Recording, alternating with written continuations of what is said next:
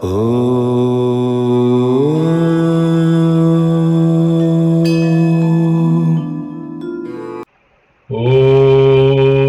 Sahana Bhavatu Sahanau Bhunaktu Sahaviryam Karavavahai Tejasvinavadhitamastu ma vidvishavahai.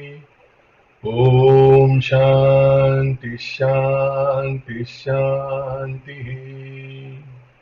Hari Om and welcome to all of you once again. This is for the last time that I'll be actually addressing you on the topic that we have started. I own my life through the lens of Bhagavad Gita. So this chapter 18, I mentioned to you that it is like a summary of everything that the Gita holds true. In chapter 2, we had a overview, if you could say so, of what all was meant to come. And so when we come down to chapter 18, it is like the nectar, the rus in the juice that you probably squeeze. This is the rus that is going to come out of that.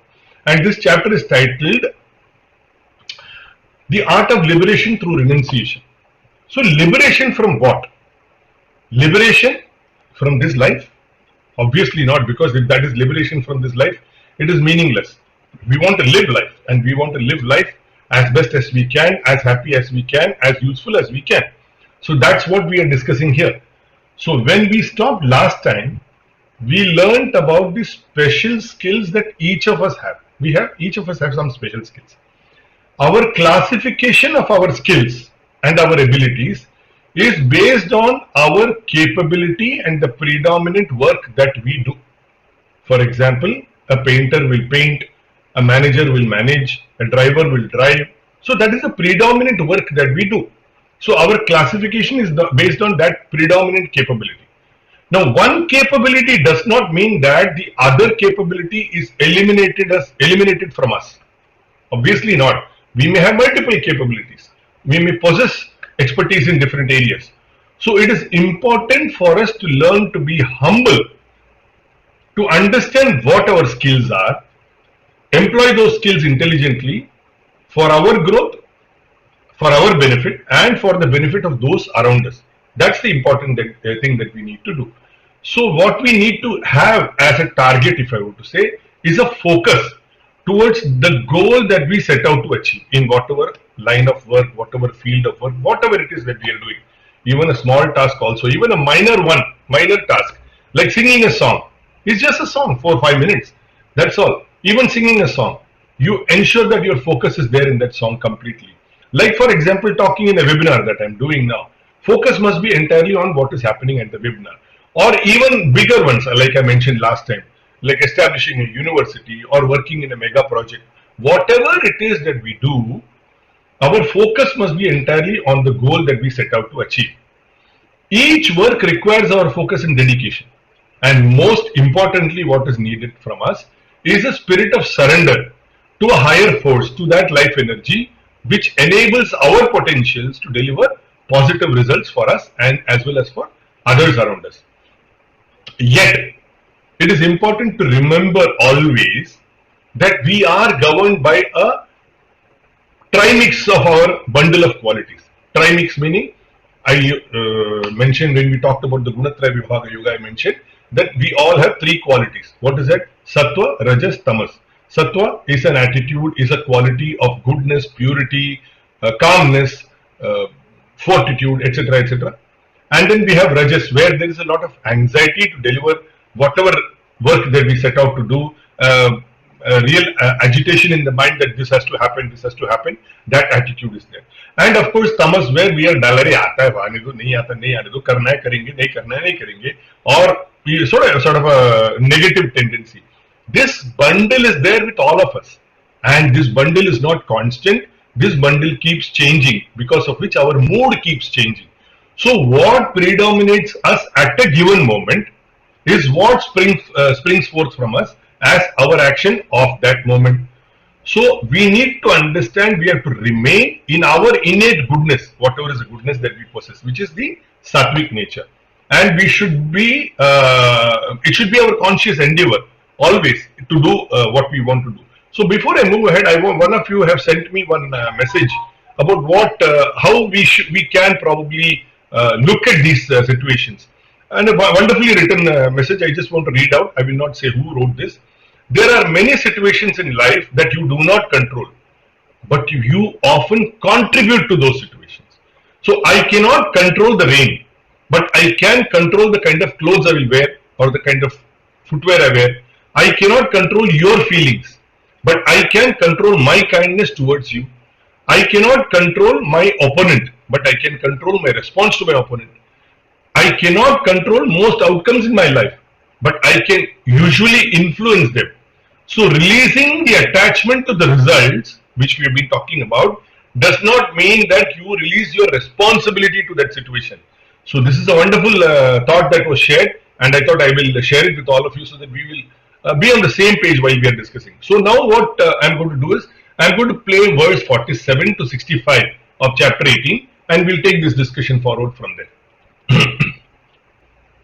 स्वधर्मो विगुणः परधर्मात् स्वनुष्ठितात् स्वभावनियतं कर्म कुर्वन्नाप्नोति किल्बिषम् सहजं कर्म कौन्तेय सदोषमपि न त्यजेत् सर्वारम्भा हि दोषेण धूमेनाग्निरिवावृताः असक्तबुद्धिः सर्वत्र जितात्मा विगतस्पृहः नैष्कर्म्यसिद्धिं परमां सन्न्यासेनाधिगच्छति सिद्धिं प्राप्तो यथा ब्रह्म तथाप्नोति निबोध मे समासेनैव कौन्तेय निष्ठा ज्ञानस्य या परा बुद्ध्या विशुद्धया युक्तो धृत्यात्मानं नियम्य च शब्दादीन् विषयान् त्यक्त्वा रागद्वेषौ व्युतस्य च विविक्तसेवी लघ्वाशी यत वाक्कायमानसः ध्यानयोगपरो नित्यं वैराग्यं समुपाश्रितः अहङ्कारं बलं दर्पं कामं क्रोधं परिग्रहम् विमुच्य निर्ममः शान्तो ब्रह्मभूयाय कल्पते ब्रह्मभूतः प्रसन्नात्मा न शोचति न काङ्क्षति समः सर्वेषु भूतेषु मद्भक्तिं लभते पराम् भक्त्या मामभिजानाति यावान्यश्चास्मि तत्त्वतः ततो मां तत्त्वतो ज्ञात्वा विशते तदनन्तरम् सर्वकर्माण्यपि सदा कुर्वाणो मद्व्यपाश्रयः मत्प्रसादादवाप्नोति शाश्वतं पदमव्ययम् चेतसा सर्वकर्माणि मयि सन्न्यस्य मत्परः बुद्धियोगमुपाश्रित्य मच्चित्तः सततं भव मच्चित्तः सर्वदुर्गाणि मत्प्रसादात् तरिष्यसि अथ चेत्त्वमहङ्कारान् न श्रोष्यसि विनङ्क्ष्यसि यदहङ्कारमाश्रित्य न योत्स्य इति मन्यसे मिथ्यैष व्यवसायस्ते प्रकृतिस्त्वां नियोक्ष्यति स्वभावजेन कौन्तेय निबद्धः स्वेन कर्मणा कर्तुं नेच्छसि यन्मोहात् करिष्यस्य वशोऽपि तत् ईश्वरः सर्वभूतानां हृद्देशेऽर्जुन तिष्ठति भ्रामयन् सर्वभूतानि यन्त्रारूढानि मायया तमेव शरणं गच्छ सर्वभावेन भारत तत्प्रसादात् परां शान्तिं स्थानं प्राप्स्यसि शाश्वतम् इति ते ज्ञानमाख्यातं गुह्यात् गुह्यतरं मया विमृशैतदशेषेण यथेच्छसि तथा कुरु सर्वगुह्यतमं भूयः शृणु मे परमं वचः इष्टोऽसि मे दृढमिति ततो वक्ष्यामि ते हितम् मन्मना भव मद्भक्तो मद्याजी मां नमस्कुरु मामे वैश्यसि सत्यं ते प्रतिजाने प्रियोऽसि मे. So whatever may be the predominant quality that we possess, whatever capability that we will possess, We must work initially in that field of expertise that we have. Now, sometimes what happens is we get carried away by other people's success, and we see other people very happy in whatever they are doing, and we try to imitate them. For example, I am good at cricket. Now, I see somebody swimming, and a lot of accolades and all they get. I said I want to become an expert swimmer. Or I see somebody doing archery, and they say I also want to bring an Olympic gold medal in archery. My key focus is cricket. I must first and foremost become good in that. Then, if I want to develop another skill, I should become adept. I should become expert in that field. Only then I must venture out seriously into that. Otherwise, what will happen? I will not do cricket also seriously. I will not do swimming also seriously. I'll just share the idea with you how seriousness, despite limitations, can make us experts in whatever we are doing. We all have heard this Paralympics, where people with some kind of disability, they participate in Olympics. So here we have a case of a girl with no leg. One leg is not there, and she is one of those champion swimmers in Paralympics. So basically the idea is that even though I don't have a limb, I can be good at something like swimming where I need both the legs. But with one leg and two arms, I can still become good at that. So that is a special expertise. Predominantly what she has built up, maybe after she lost her leg, or maybe she was born like that. I don't know about her story, but that's the way we need to have the attitude. Or if I don't have an arm, how can I become good at archery? But I can replace that arm with my teeth to hold the arrow that I want to fire. So it is a question of how I become an expert, how I become adept at handling that, and that is how I will become good in that. So till I become good in that, I must learn to focus on my strengths. Now we all come with some inclinations, some tendencies while we are born. It is coming from birth. It is not because of genetic only, it is basically inequality in all of us. Now, we develop some qualities, we develop some tendencies, we develop some inclinations here in this life by our own experiences. Now, we must learn to work first initially with what we have. And then we cultivate tendencies of what we want to do. Now, supposing we are in a family business and I am not interested in the business. मुझे गल्ले में बैठना नहीं है. What I want to be a cricketer. So I must cultivate that expertise to get out of my family business and ensure that my strength, my inclination becomes my strength. So what happens to us invariably is that we have a shopping list of what we want to buy. We go to the market saying that I want to buy 1, 2, 3, 4, 5, 6 things. There we go. There we meet a friend or a relative or somebody and we meet there. They are buying something else.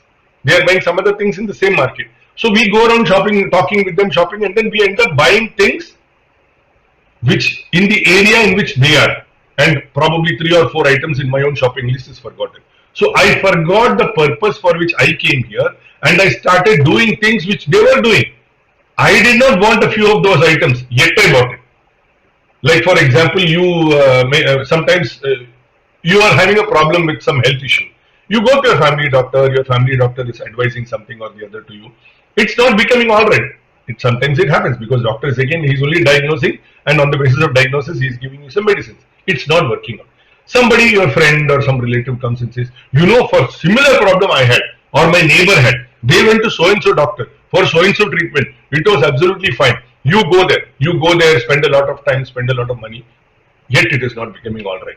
Because your own body tendency towards that is something different. It probably needs a different approach, different treatment, maybe with your own doctor. So the question is how you focus on your strength or maybe on what is important for you. So whatever else you do for that may become a waste. Mostly this happens with children. They say that no, my friend is doing engineering, I will do engineering. His tendency, your son's tendency may be to do accountancy. He will do engineering because his friends are doing engineering. Somebody will say, I want to become a journalist because somebody else is already, my friend is doing journalism. So instead of getting carried away by that which is not working out for you in your strength, you end up doing something else and you are not good here, you are not good there. I have that beautiful example of in that movie 3 Idiots. Amir Khan goes around, repairing that fridge, and he's not able, sort of opening the fridge to repair it. He's unable to fix it. Everything falls down. I remember my own case. The small wristwatches used to be there olden times. those spring wristwatches. And sometimes it is not working. I try to open it with that small pin and all that. I opened it. I don't know how to put it back. I leave it there and got scolded by my uncles and all that. This is nonsense because I don't know how to do it. So we get out to do something and end up doing something else. So I am reminded of that song.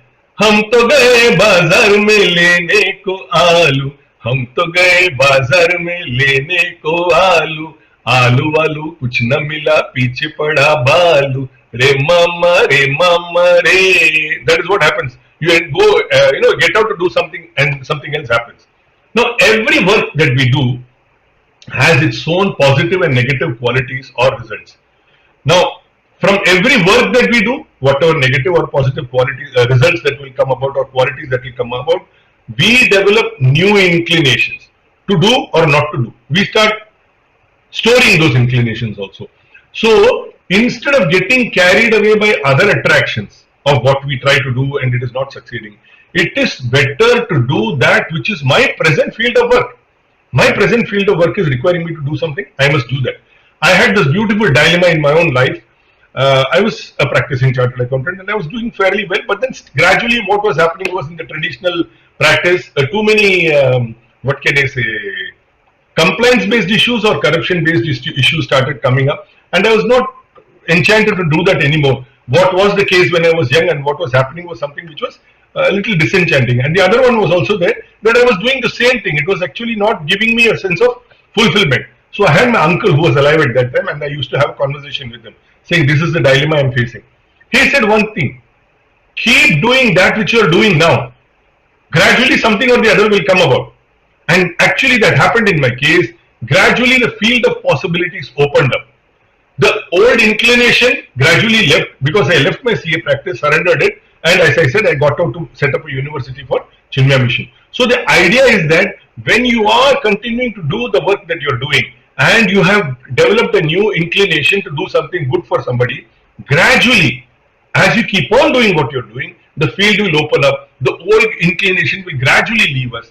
So keep working on whatever we are doing with faith in Him. Once they dry up, the new ones will find place in a larger mind canvas that we have. So all actions or all work that we do is surrounded by our own ignorance.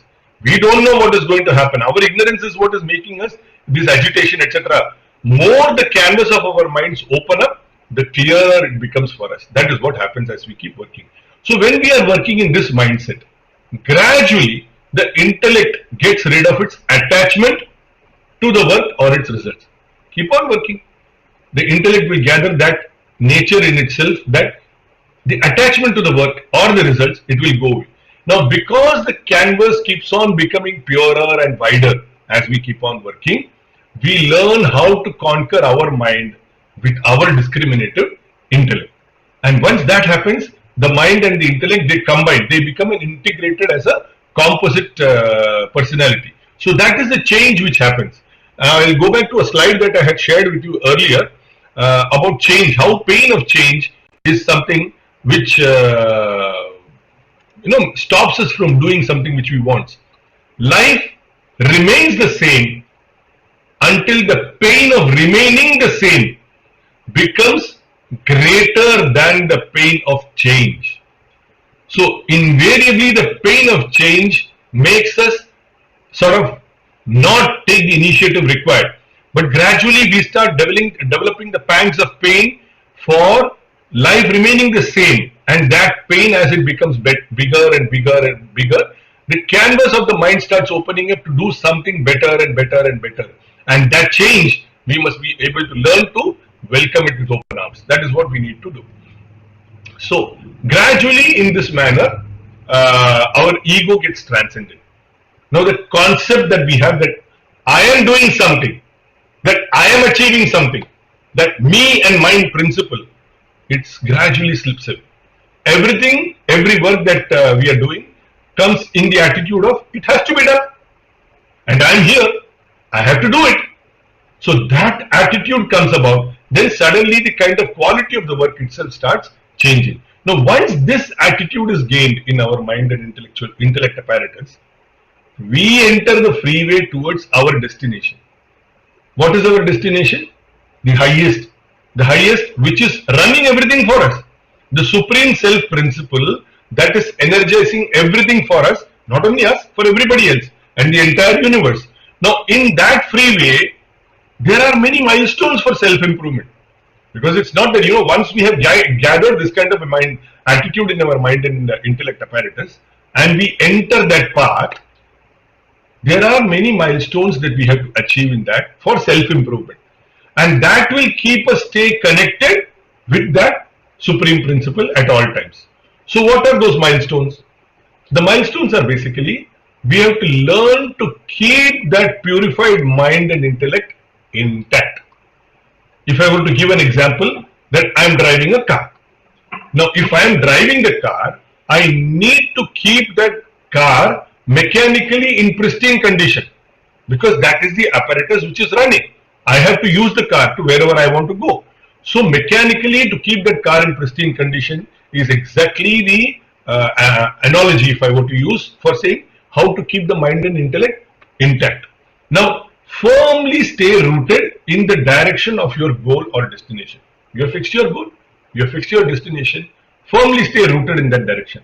So remain consistently on the path. So if I am driving that car, I need to learn, I have a destination, I need to learn to keep in that path. If I don't stay on the path, how will I reach the destination? Stay away from the twin poles of likes and dislikes. This is for our mind and intellect. So how do I draw a parallel with driving? We have, in Bombay, we see a lot of potholes. So when potholes come, we invariably get either we are too fast in reaching the pothole and we go bram into the pothole. So go in a very comfortable way. Ensure that when the pothole is coming, slow down. Enter it slowly, exit it slowly, so that your vehicle is not damaged. And then manage the smooth roads. Keep your lane, ensure that you are within speed limits. So when your smooth roads are coming, ensure that you are disciplined in the way you move ahead. So that is the idea of saying that, likes or dislikes, I will treat it with the same amount of care and caution which is required in both. Learn to be within yourself. Learn to be within yourself and in control of your mind. So what does it mean in the parallel of driving? We have this habit of switching on music, and I see people here using an amplifier and putting the music in absolutely loud volume, and ding check. That is going on. Actually, it disturbs you even while you are driving. It may sound very nice that my car can produce that kind of music from its inside, but that's fine. But then it is disturbing your mind while you are driving. It is better to play soft instrumentals, which will be soothing to the ear. Eat in control. This is for us. But eat in control. Eat in control meaning what? When you are eating, half a stomach food, about a quarter of it with water, quarter empty. So in this manner, fluids and solids together will constitute about 75%. Quarter is empty always, because that is what drives energy within your body when you are working. If you fill up your belly and drive, you will become sleepy on the wheel, and accident is bound to happen. Unagitated in speech, that is a quality that we need to develop within ourselves. Unagitated in speech meaning, when I am speaking, I cannot have a sense of agitation that I come across as somebody very violent or somebody very angry to the other person. So in driving, there is no thrill to kill. I don't have to, the thrill of driving fast, which could probably result in an accident to me and somebody else. That thrill is not there. So make you and the vehicle friendly, so that you are able to reach this destination in a comfortable manner. The song that comes to my mind is "Main hoon ghoda, ye hai gaadi, meri rickshaw sabse nirali, na gori hai na ye kali, oh, ghar tak pahuncha de nirali." So this is what it is. The attitude is that when you become friends with each other, you reach your destination, your home, in absolutely pristine and wonderful condition. So for working in this way, for working in this direction, we must learn to give up our ego. We have ego, all of us we have. That ego of I mind that we need to learn to give up. We need to control the idea that I can destroy somebody else. We get angry. In that anger, we say that I will finish him off. So that attitude is there, no? That attitude we need to control. We need to get out of that attitude. We need to get over that arrogance which we have about ourselves. मेरे जैसा कोई नहीं है. That arrogance, that also we need to get over. We need to get over the lust in our desires. As I said, desires are necessary for us to progress and for us to move ahead in life. But desires cannot become so lusty that they sort of consume us totally. That is not the idea that we must have. Now, we must not have the attitude that I want to covet something which is belonging to others. अरे उसकी गाड़ी मस्त है, मैं भी लेता हूँ. क्या है उसका? Mercedes. What class? Some class. How much is it? 1 crore. What is my capability? I can buy a car of 20 lakhs. 1 crore. I'll borrow. What is it? Vendors are all giving credit. No, I'll borrow. Now, after borrowing, I'll keep on paying the EMI every month. In doing that, I will have to do all kinds of things to ensure that the money comes, which could mean that I deprive my family of what is required. I deprive myself of whatever savings I can create. I create new set of borrowings. I probably end up doing corrupt things for getting that money to pay that EMI. All these things need not be there. And the sense of I and mine, which is constantly knocking our minds, we must learn to get over that. The cause of our anxieties is entirely because of this me and mine, which is troubling us. For example, many people give donations. They give some charities. Now, after having given, we typically have heard this. If I have given, my left hand should not know what my right hand has done. That is the attitude we must have. But it is not so the case with many people. They say that I have given it for a memory of my father, uncle, aunt, my friend, my teacher, or somebody like that. And then I'll go and say, oh, it is there. I have given. It is there. You keep saying, I gave. This is what I have given. In the memory of my teacher. Why should you do that? You have given. Learn the art of forgetting, because you are still owning that donation. You have not given it. So when you give, forget. That attitude does not come to many people. Now, when these corrections happen within ourselves, we suddenly learn the art of being happy at all situations. So we start developing these milestones, we start developing these qualities, we start building up these abilities within ourselves. We suddenly learn the art of being happy at all situations. We don't have a sorrow at any loss, or we don't have a lust for some newer desires. In the sense, yeah, we have desires, because unless desires are there, you can't achieve anything. Perfectly fine. But there is no lust for new desires. Because there is no lust, expectations do not trouble us. And there are no expectation gaps. Because the moment there are expectation gaps, anxiety builds up, anger builds up, jealousy builds up, greed builds up. All these qualities started coming one after the other. There are no expectation gaps. If the results don't come about, we start working afresh with improved efforts. That's what we do. So that attitude starts developing in us, and we understand that the same principle, the same life principle is energizing all experiences, our experiences, others also, and it is also energizing all other beings around us, human and plants or animals, as the case may be. So then we have total devotion to that God principle, which is working through all of us, because it is the same principle. Now, principle, when I say, we don't know principle. It is very abstract, because principle is a word. It is, I have said this earlier also, principle is a word. So it's an abstract idea. We always tend to look for some name or a form to identify everything in the universe. If I say now what I am talking to a camera. A camera. So that's a name. And there is an image of the camera which is right in front of me. So it is difficult for me to imagine a camera if I don't know what a camera is. Correct? Similarly, an abstract principle we will not be able to identify. In grammar, if I am talking about somebody, it is either a he or a she. And for some objects, it is also acceptable. So we have some sort of a grammar with which we identify. But what is it abstract? Our mind or an intellect cannot capture some of us. We cannot capture, why should I say some of us, many of us. We cannot capture this abstract principle. So we require a name and a form. So here in the context of the Bhagavad Gita, it is Krishna. Now, it is the same essential reality in all of us. And that is irrespective of whether you are a Hindu, Muslim, Sikh, Christian, Jain, Buddhist, doesn't matter. It is the same principle. Here we call it Krishna. Now, did the people of that time, in Krishna's time, know Krishna as a god? Some people thought that he was a cowherd. Some people thought that he was a king of Dwarka. Some people thought of him as a friend. Some people said that he was a magician, he creates all these kinds of illusion.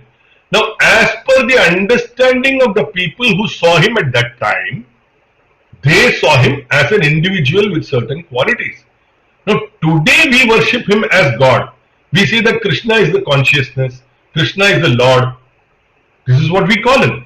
So, when we talk in this term, that person, that principle, we can identify with a name, and in the context of Gita, we say he is Krishna. So, the goal that we must set out must always be the highest in any field of work also. So, for example, if I am a junior officer in the bank today, my goal must be very high. I should be the GM of the bank, or maybe even the chairman of the bank. So, my goal must be always the highest in that field of work I am doing. So, today I am a talented youngster in a small group singing around, etc., etc. My aspiration should be that I want to become a playback singer. Similarly, when I am meditating to acquire calmness of the mind, I am meditating. To acquire what? Calmness of the mind. Because once I am acquiring that calmness of the mind, I am on the path towards realizing that supreme principle, that abstract principle. We call it Krishna, Krishna consciousness if you want it, because that is one word which is very well known in the world. So, any field of our work that we do, whatever work that we do, what is the end result that we are looking at? End result we are looking at is happiness. So that happiness is possible only when we connect to that highest principle. Other successes that we get on the way, like for example, I want to be the GM of the bank. So from junior officer, I go to senior officer, I go to sub-manager, manager, chief manager, AGM, DGM, then GM. If GM is my goal, the other successes are transitory joys on the path towards the highest that I have set out to achieve. So keep the goal as high as possible, as the highest and highest alone, and keep moving ahead. Success is guaranteed. The song that comes to my mind is चला जाता हूँ किसी की धुन में धड़कते दिल के तराने लिए मिलन की मस्ती भरी आंखों में हजारों सपने सुहाने लिए ओ. So I want to join with that highest which is my goal. In that masti, I will move forward with all my enthusiasm. That's the idea in which we must work. Now, how to work in God-centeredness? We are talking about being God-centered in our work, isn't it? So, renouncing all the actions into Him. So, whatever actions I am doing, I am renouncing that, I am giving that action to you. You are making me do it, and I am doing it. Surrendering my egoism of my action. I am doing it. I am not doing it, Baba. You made me do it. I have done it. Ja. Now, giving up doesn't mean that you give up your work or your responsibilities. You remember I read that message from one of you. That message very clearly said, giving up doesn't mean that you give up your work or your responsibility. Keep doing everything that comes your way. Whatever that comes your way, keep doing it. Now, when we want to sleep, at the end of the night, we want to sleep. Don't we surrender to sleep at the end of each day? We surrender, no? We invoke sleep to overwhelm us at night. वो lie down, अरे नींद आएगा कि नहीं? धीरे से आ जा रे अखियन में निंदिया आ जा रे आ जा धीरे से आ जा. That attitude, we go to sleep. We surrender to sleep. Ego is not there because we have surrendered to nidra. Likewise, invoke His grace in surrendering everything to Him during all our actions. So that attitude, like how we surrender to sleep, I'm surrendering everything to you. तू ले ले, तू नहीं करवाया ना, तू ही ले ले, चल ठीक है. So where is the context of this entire discussion? The last 39 sessions that we've had, where is the context? The context is Arjuna's grief, if you remember right in the beginning. That Arjuna's grief, we said, we all have that grief. Because when we set out to do some work, we are thinking in terms of whether I should do it, I should not do it, I don't want to do it. or I want to do it. These kind of things is what our dilemma. That is where we are. So the context is that Arjuna wanted to give up the war. So here we are talking about the giving up is by this ego that we have as I am the doer. What did he say? I will not fight because I will kill my relatives. This is Arjuna's delusion because he doesn't have the wisdom. He didn't have the wisdom at that moment because this is the end. No? In chapter 1, he didn't have that wisdom. It is a delusion that he thinks that I am the doer. That wisdom was not available to him. He forgets that he is a Kshatriya. He is a warrior. And he will be compelled to fight because of the circumstances. Even if Arjuna were to say, no, I am not going to fight the war. Then Duryodhana starts, abhi to main attack karega. And his entire army, his brothers, all his relatives on his side, they are all in danger. Will he not get up and fight? Even if he says I won't fight, he will have to fight. He will be compelled to fight because of the circumstances. Likewise, if we try to avoid our work by giving up our work, saying that no, I won't I don't want to do the work because I'm giving up. I want to become realized. I want to surrender to Supreme Self. We will be compelled to work in the direction of our own inclinations. Whatever is the direction of my inclination, I'll be compelled to work in that direction. So the life principle is at the heart of everything we do. I'm sharing an old slide for us to again recall this thought. Okay.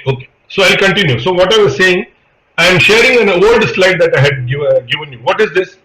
The life principle, the Om principle, that consciousness is traveling through the prism of our apparatus, the body, the mind and the intellect. As it travels through us, because that is the energizing principle. Energizing principle not only for me, for you and for everybody else. That is traveling through my body, my mind, my intellect, the apparatus that I have, and it comes out in the form of my experiences. So the way I keep the prism clean, the way I maintain that prism will be the kind of experiences that I will have. So it is entirely left to me how is the prism of my equipment and how that is going to come out in the form of my experiences. This is a very important thing that we must always remember. So believers or non-believers, the principle is the same, because without his principle, all will be dead. Because if the life force itself is not there, all of us will be dead. Does it matter what I am, whether I am a believer, non-believer, Christian, Hindu, Muslim, it doesn't make any difference. Just like the energy power of a machine, the Lord is the enlever of all thoughts, emotions and actions of man. It enters our BMI apparatus, and that is how our experiences in the world are manifested for our enjoyment or our suffering, whatever may be the case. So whatever secrets of how to live that needs to be highlighted, taught, explained has been done by the teacher, Krishna here. He has explained everything to Arjuna. Now the action that must come from us as Arjuna is our choice, based on our personality. But once the secret knowledge that is there is revealed, we should learn to climb our ego personality and surrender to him in every thought and action, and to liberate us. That is liberation. Us from what? Our own self-imposed limitations that are binding us to our own sorrows. So I will now play verse 66 to 78 before we go ahead and end up this session. सर्वधर्मान् परित्यज्य मामेकं शरणं व्रज अहं त्वां सर्वपापेभ्यो मोक्षयिष्यामि मा शुचः इदं ते नातपस्काय नाभक्ताय कदाचन न चाशुश्रूषवे वाच्यं न च मां योऽभ्यसूयते य इदं परमं गुह्यं मद्भक्तेष्वभिधास्यति भक्तिं मयि परां कृत्वा मामे वैश्यत्य संशयः न च तस्मान् मनुष्येषु कश्चिन्मे प्रियकृत्तमः भविता न च मे तस्मादन्यः प्रियतरो भुवि अध्येष्यते च य इमं धर्म्यं संवादमावयोः ज्ञानयज्ञेन तेनाहमिष्टः स्यामिति मे मतिः श्रद्धावाननसूयश्च शृणुयादपि यो नरः सोऽपि मुक्तः शुभालोकान् प्राप्नुयात् पुण्यकर्मणाम् कच्चिदेतच्छ्रुतम् पार्थ त्वयैकाग्रेण चेतसा कच्चिदज्ञानसम्मोहः प्रनष्टस्ते धनञ्जय अर्जुन उवाच नष्टो मोहः स्मृतिर्लब्धा त्वत्प्रसादान्मयाच्युत स्थितोऽस्मि गतसन्देहः करिष्ये वचनम् तव सञ्जय उवाच इत्यहम् वासुदेवस्य पार्थस्य च महात्मनः संवादमिममश्रोषमद्भुतम् रोमहर्षणम् व्यासप्रसादात् श्रुतवानेतद्गुह्यमहम् परम् योगम् योगेश्वरात् कृष्णात् साक्षात् कथयतः स्वयम् राजन् संस्मृत्य संवादमिममद्भुतम् केशवार्जुनयोः पुण्यम् हृष्यामि च मुहुर्मुहुः तच्च संस्मृत्य रूपमत्यद्भुतम् हरेः विस्मयो मे महान् राजन् हृष्यामि च पुनः पुनः यत्र योगेश्वरः कृष्णो यत्र पार्थो धनुर्धरः तत्र श्रीविजयो भूतिर्ध्रुवा नीतिर्मतिर्मम ॐ तत्सदिति श्रीमद्भगवद्गीतासु उपनिषत्सु ब्रह्मविद्यायाम् योगशास्त्रे श्रीकृष्णार्जुनसंवादे मोक्षसंन्यासयोगो नाम अष्टादशोऽध्यायः।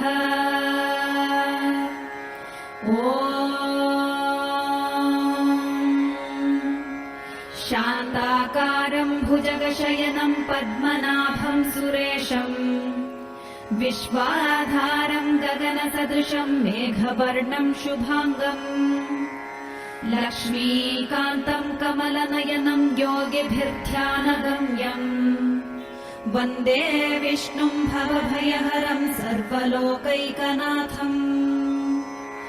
हरे Krishna Krishna Krishna Hare Hare Hare Ram Ram Ram Hare Hare.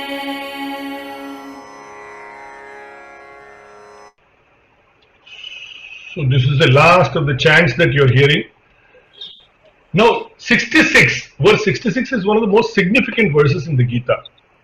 It says, Sarva Dharman Paritijya, that whatever are your dharmas that you have, you simply renounce everything and come to me. Now what does it mean? Which means whatever work I am supposed to do, मेरा जितना भी काम है वो सब मैं छोड़ छाड़ के उसके पास जाके बैठने का क्या? That is not what it means. It says that the attitude that I am the doer of various works that I am doing, when you surrender that attitude, just a second please. When I surrender that attitude of that body, of the mind and the intellect, and do my work with total devotion to that single principle, which is that life principle, the egoistic identification of the body, mind and intellect as me, the personality, he says, you come to me and I will liberate you from all the bondages to these inclinations. It is like, getting roasted, and once you are roasted, you are ready for any kind of experience. We are all used to eating sprouts. Now sprouts is what? The seed which is wet and sown into the soil, and from there the sprouts are coming out, or maybe in water. It is coming out from there. So it is basically the seeds as they are fresh, they are put into whatever is water or soil, and from there what is coming out is sprouts. Now if these seeds are roasted, chickpeas, this is chickpea, that is also chickpea. This is chickpea which was fresh and put into water, the sprouts have come out. These chickpeas are roasted. Now once they are roasted, they are good to eat, salty and very nice to eat, but then they will not sprout. So what happens is, like the roasted chickpeas, our mind intellect apparatus is roasted by the knowledge of how to approach every work. And once that happens, we are one with him. There is no question of rising again, that kind of attitude rising and again. We are one with him. That is the attitude in which he is saying, अभी तो मेरे पास आ जाओ तुम, आजा रे अब मेरा दिल पुकारा, रो रो के गम बिहारा, बदनाम न हो प्यार मेरा, आजा रे. He says, I am in love with you. You come to me. You come and all your sorrows will be wiped out. Nothing that will remain. That is what he is saying. So who is eligible to learn this knowledge of Bhagavad Gita? Those who have no commitment to get over their own temptations, those who are not inspired by the concept of a higher energy which is enabling everything that we do or that which governs all the movements in the universe, those who are not oriented to service to others, to enabling alleviation of others' sufferings, they are not ready for getting into the portals of Gita, because they need a little more time for self-correction, because their mind and intellect is not yet ready to receive. This phrase itself becomes the license. Actually, the moment this is there in chapter 18, now this phrase itself became a license for Pandits to prevent others from learning the beautiful teachings of Gita. It became a tool for, olden times, the Pandit to stop the flow of knowledge. हम लोग को मालूम है. We are the people who are aware of Gita and we are the only ones who should know. The book was retained in the puja room for saying put 4 flowers and say Bhagavad Gita ki jai ho, Gita Mata ki jai ho. That's all. No learning from there. Or it was produced in courtroom. मैं गीता पे हाथ रख के कसम खाता हूँ, जो भी कहूँगा सच की सिवा कुछ नहीं कहूँगा. That is not the purpose of Gita itself. The phrase itself is a diagnosis to find out if our receiving equipment is ready to assimilate the teachings within ourselves. Such people must first develop a little reverence for the learning of Gita, a little devotion towards that higher principle which is called God in us, a little orientation towards service to other people, a little understanding of the right values of life. Now, when these are there, these are assimilated, suddenly those who have even assimilated even a part of this royal knowledge within their hearts, little bit also, and who share this with others who are similarly minded, who aid in the growth of others into their own spiritual unfoldment, they are very dear to the Lord, which means they have the blessings of their teacher and they are connected to that higher principle which has enabled this endeavor of theirs to channelize this knowledge for other people's use.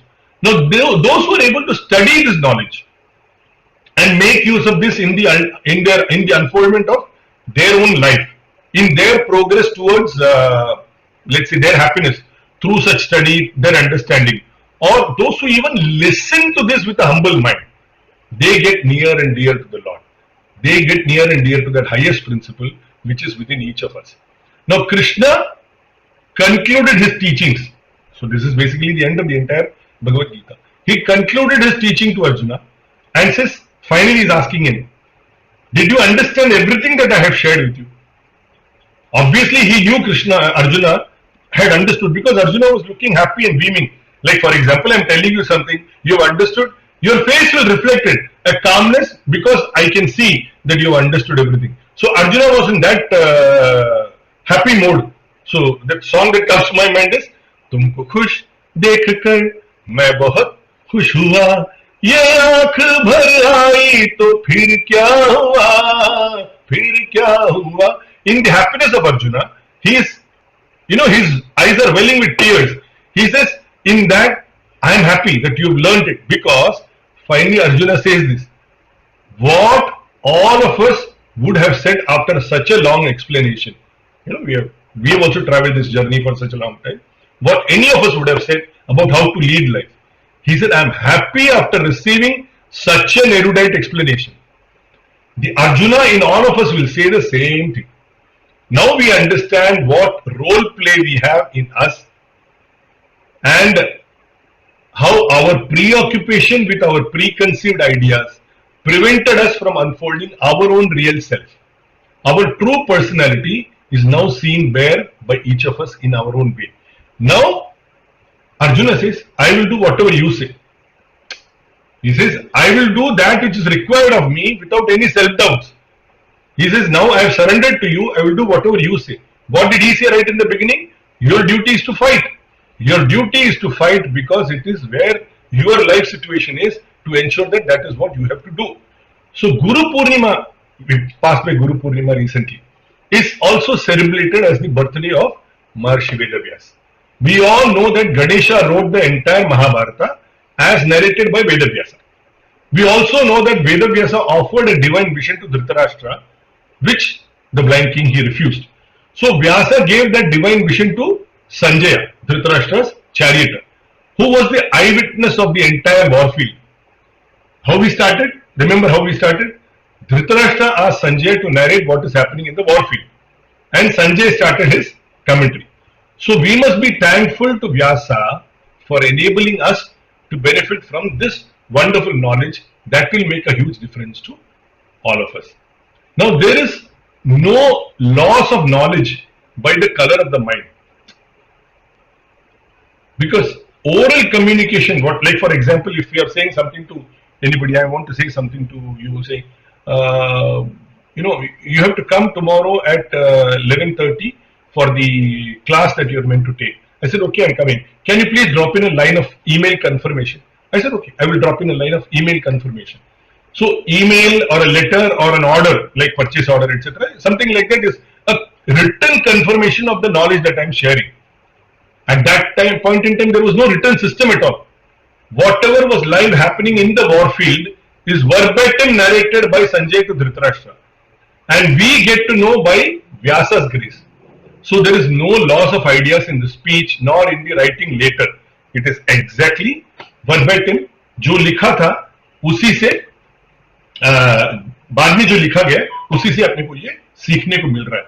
The song that comes to my mind is, लिखे जो खत तुझे वो तेरी याद में हजारों रंग के नजारे बन गए, सवेरा जब हुआ तो फूल बन गए, जो रात आई तो सितारे बन गए. So that's what happens. Whatever is communicated, that becomes the gems of knowledge that we have gathered, and with that we will be able to grow into our own happiness, our own joy. That is what this entire, what can I say, this entire 39 sessions has helped us. Plus those 2 sessions when we had feedback from you, you came back with some of your thoughts. All of them have been very helpful. I must thank all of you for joining me week on week, being patient with me when I could not conduct the sessions. And now as we reach the end of it, it's a really joyous moment for me that I was able to conclude this, because when I started this journey, I had absolutely no clue how this was going to go. I am really happy and thankful to all of you for making me do this and making it happen.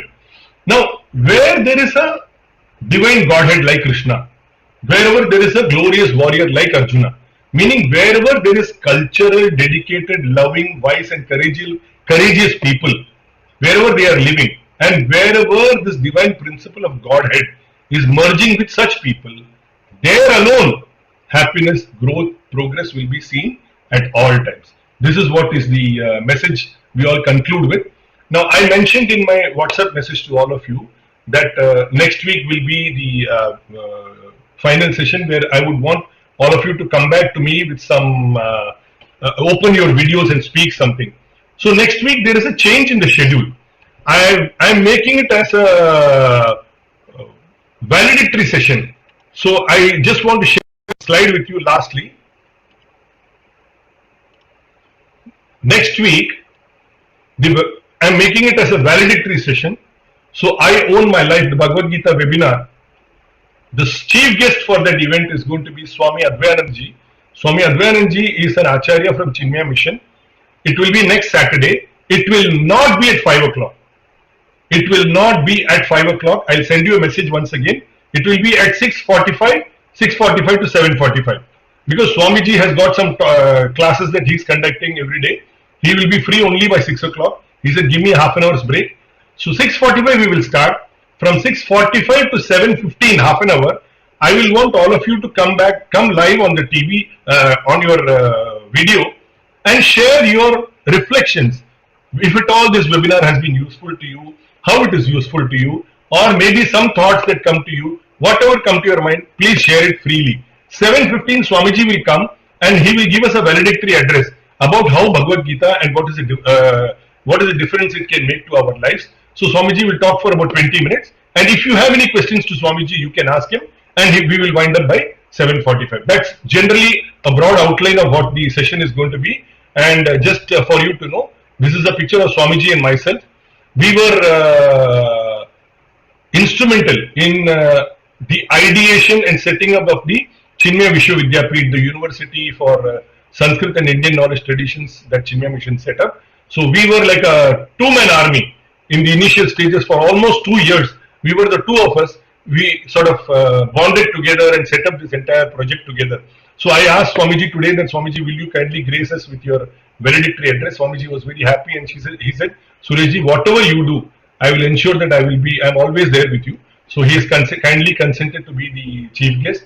So next Saturday, 6:45, we will assemble. As I said, half an hour. I will request all of you to share your thoughts, and then Swamiji will join us by 7:15. We will take forward with maybe a 20-25 minutes he will speak. And if at all any of you have any questions, anything to ask, Swamiji is more than happy to share his thoughts with you. Thank you very much. Hari Om. I'll wind up for now. Om Purnamada Purnamidam Purnat Purnamudachyate Purnasya Purnamadaya Purnameva Vashishyate. Om Shanti Shanti Shanti. Hari Om Shri Gurubhyo Namaha. Hari Om.